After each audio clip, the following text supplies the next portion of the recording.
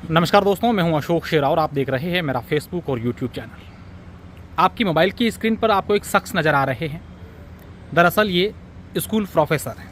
इनकी वर्ष 2015 में शादी हुई थी। घर में सब कुछ ठीक चल रहा था, पारिवारिक संबंध अच्छे थे। लेकिन इस दरमियान कुछ ऐसा हुआ कि इनकी पत्नी इनके खिलाफ थाने में मुकदमा दर्ज करवाने चली गई। इनके ऊपर दहेज और मारपीट के आरोप लगाए गए और फिर ऐसी बात सामने आई कि उस थाने में कार्यरत कुछ पुलिस कांस्टेबल उसके संपर्क में, महिला के संपर्क में आ गए, इनकी पत्नी के संपर्क में आ गए। और इन स्कूल प्रोफेसर का ऐसा आरोप है कि उन जो पुलिस के जवान थे उन्होंने उनके साथ शारीरिक अवैध संबंध बनाए और उसके चलते उन्होंने उसका सपोर्ट किया और मुझे हर तरीके से प्रताड़ित किया। फिर बात यहाँ तक बनाई कि दोनों अलग अलग रहने लगे और ये अपनी पत्नी को भरण पोषण के नाम पर प्रति माह 7,000 रुपये भी देते थे। लेकिन बीते दिन ये अपने काम से कहीं गुजर रहे थे तो इनकी पत्नी की जो स्कूटी है वो एक कैफ़े के बाहर खड़ी थी।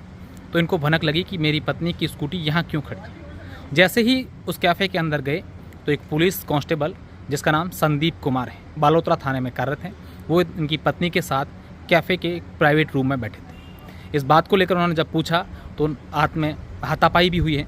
क्या पूरा घटनाक्रम है और रात को इनको इतनी नौबत आई कि रात को करीब 12 बजे ये एक एम्बुलेंस का सहारा लेकर के बाड़मेर ज़िला मुख्यालय पहुंचे और एसपी से गुहार लगाने पहुंचे हैं।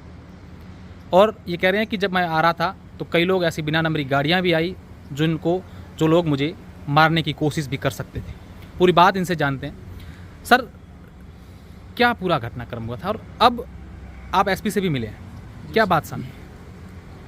परिवार पेश किया है एसपी साहब को मैंने, और एसपी साहब ने आश्वासन दिया है कि इस परिवार पे पूरी कार्रवाई की जाएगी और मुझे एसपी साहब पे पूरा भरोसा है। और परिवार में जो ये 3 कांस्टेबल है उन्होंने मेरी जो पत्नी है कमला, 3 कांस्टेबल है जी हाँ, 3 कांस्टेबल के मैंने नाम परिवार में दिए हैं। एक संदीप चौधरी है और दूसरे दुर्गाराम सियाग है और तीसरे नंद सिंह है। इन तीनों ने मेरी वाइफ की गलत नीयत से मोटिवेशन दिया और इन्होंने ये सारी चीज़ करी है मेरे खिलाफ। और मैं एसपी साहब से ही दरख्वास्त कर रहा हूँ उन पर कड़ी से कड़ी कार्रवाई की जाए तीनों पे। अच्छा, परिवार में ये बात सामने है कि उनका अवैध संबंध थे, शारीरिक संबंध थे। जी जी। तो इस बात को लेकर आप ये भी बताएं कि ये इस कारण ही उनका सपोर्ट कर रहे थे और आपको कितने आपके ऊपर मुकदमे करे, कितनी बार पुलिस द्वारा आपको थाने में बुलाया गया, प्रताड़ित किया गया? मुझ पर इसने दहेज प्रताड़ना का भी केस कर रखा है, घरेलू हिंसा का भी कर रखा है और इसके साथ मेंटेनेंस का भी कर रखा है। और वो जो इनकी व्हाट्सएप चैट है वो मैंने सर को दी है।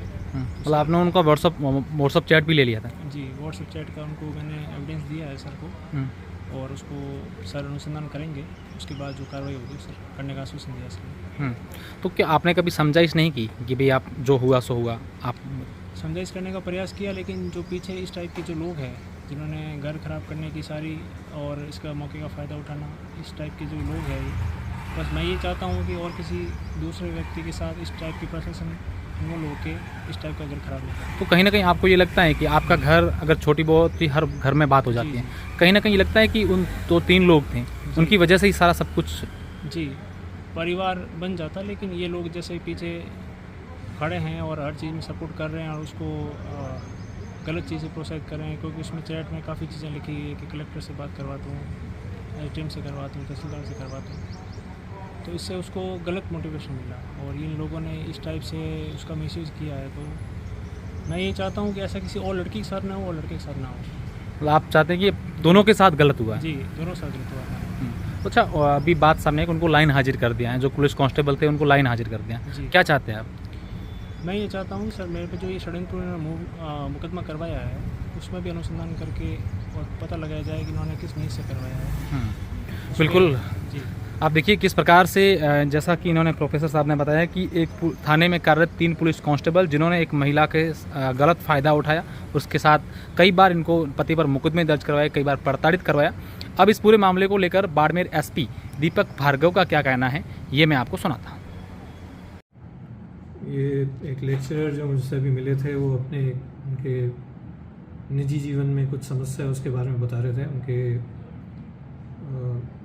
कुछ टाइम पहले शादी हुई थी, फिर वो सेपरेट हो गए। तो कल उनकी पत्नी को किसी के साथ में उन्होंने देखा था, उस संबंध में शिकायत करने आए थे। तो कौन था सर? उसके साथ ये भी सुनने में आ रहा है मारपीट भी हुई है उसके साथ में। नहीं, मारपीट की बात तो नहीं बताई उन्होंने, साथ में देखने की बात बताई है और थाना बालोतरा में पदस्थापित किसी कांस्टेबल के साथ में उनको देखा था, ये उन्होंने बताया है। सर वो जो कांस्टेबल है उसके साथ मारपीट की बात भी सामने आ रही है, उसके साथ में लोगों ने मारपीट भी की है। नहीं ये अच्छा, कांस्टेबल के साथ वो अभी मैं रात की बात थी तो पूरी चीज़ें पूरी मालूम नहीं है। इसमें हम एक तो इंक्वायरी करवा रहे हैं, कांस्टेबल को लाइन हाजिर कर रहे हैं और बालोतरा से बाहर बाड़मेर से जांच करवाएंगे। सर इसमें और भी कोई है कांस्टेबल या फिर वही कांस्टेबल ही है? इन्होंने बताया है कि एक कांस्टेबल उनके साथ, उनकी पत्नी के साथ में था कैफ़े के अंदर सार्वजनिक स्थान पे, तो मॉरल टर्पिट्यूड को देखते हुए उस कांस्टेबल को लाइन हाजिर कर रहे हैं, उसकी इंक्वायरी करा रहे हैं। और कोई कांस्टेबल की बात आएगी तो इंक्वायरी से सामने जैसे ही बात आएगी तो विभागीय कार्रवाई, या अगर कोई आपराधिक कृत्य बन रहा होगा तो मुकदमा दर्ज हो जाएगा, अन्यथा विभागीय कार्रवाई हो जाएगी। तो इसने कुछ जान माल की सुरक्षा को लेकर भी इसने बात की हुई लेक्चर में? ऐसा सच नहीं, उन्होंने बताया था कि बाद में कुछ गाड़ियां उधर घूमी थी या वो करी थी, तो जो भी वो बताएंगे जिससे भी उनको खतरा है या कोई समस्या है उन सबको पाबंद करा दिया जाएगा, विधिक कार्रवाई होगी।